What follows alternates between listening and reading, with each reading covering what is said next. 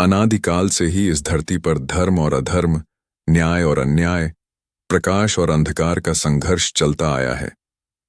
जब जब अधर्म का प्रभाव बढ़ता है और असुर अपने अत्याचार से संसार को दुखमय बना देते हैं, तब तब देवता और आर्षि मिलकर भगवान से प्रार्थना करते हैं और सृष्टि की रक्षा के लिए दिव्य शक्तियां प्रकट होती हैं। यही शाश्वत नियम है। महिषासुर का जन्म और तपस्या। बहुत समय पहले दानवराज राम्भ और महिषी, पानी की भैंस के रूप वाली असुर कन्या के संयोग से एक असुर का जन्म हुआ, जिसका नाम रखा गया महिषासुर। वह जन्म से ही बलशाली, अहंकारी और युद्धप्रिय था। जैसे जैसे वह बड़ा हुआ, उसके मन में देवताओं से बदला लेने की आग जलने लगी। महिषासुर ने कठोर तपस्या की और ब्रह्मा जी को प्रसन्न कर लिया। ब्रह्मा ने उसे वरदान मांगने को कहा। महिषासुर ने सोचा, यदि मैं देवताओं या असुरों के हाथों मारा जाऊंगा तो इसमें कोई विशेषता नहीं होगी, पर यदि मृत्यु ही दुर्लभ बना दूं तो मैं अजेय हो जाऊंगा। इसलिए उसने वरदान मांगा, हे पितामह, मुझे किसी भी देव, दानव या पुरुष द्वारा मृत्यु न मिले, केवल स्त्री के हाथों ही मेरा वध संभव हो। ब्रह्मा ने तथास्तु कह दिया। महिषासुर जानता था कि स्त्रियां कोमल होती हैं, युद्ध में वे उसका सामना नहीं कर पाएंगी। अतः उसे लगा कि अब वह अमर हो गया है। स्वर्ग पर आक्रमण वरदान पाते ही महिषासुर का आतंक बढ़ गया।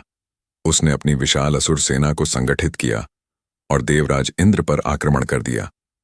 भीषण युद्ध हुआ।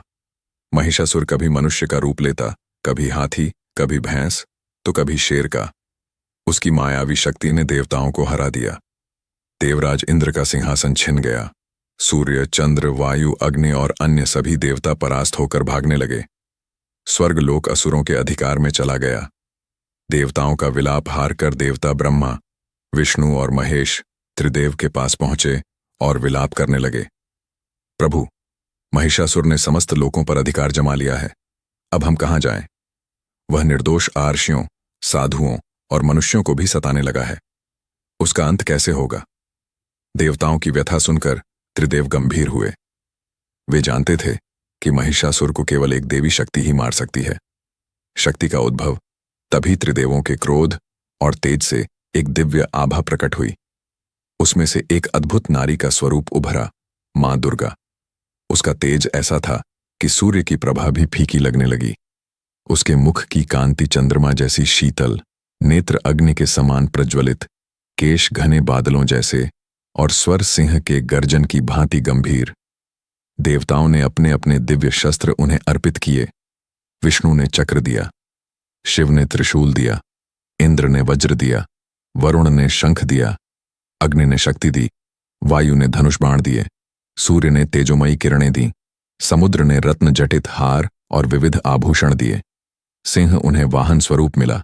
इस प्रकार 10 भुजाओं वाली दुर्गा प्रकट हुई, महिषासुर मर्दिनी।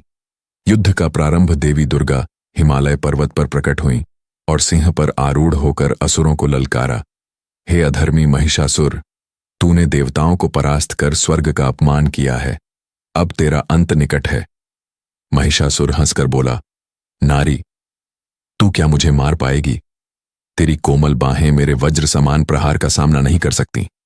दुर्गा ने कहा, तेरा अहंकार ही तेरी मृत्यु का कारण बनेगा।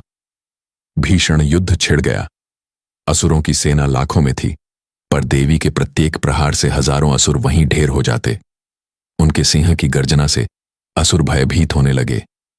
महिषासुर का मायावी रूप।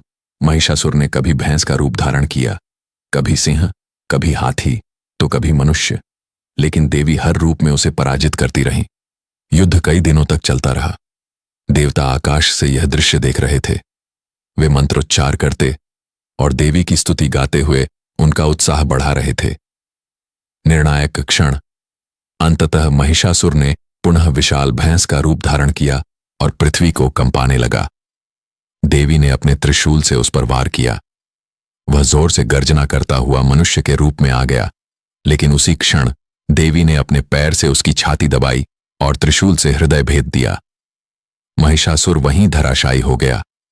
उसका अंत देखकर समस्त देवता प्रसन्न हुए और पुष्पवृष्टि करने लगे।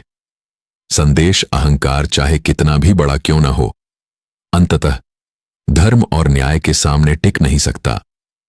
स्त्री शक्ति ही सृष्टि का आधार है और समय आने पर वही संहारिणी रूप धारण कर सकती है।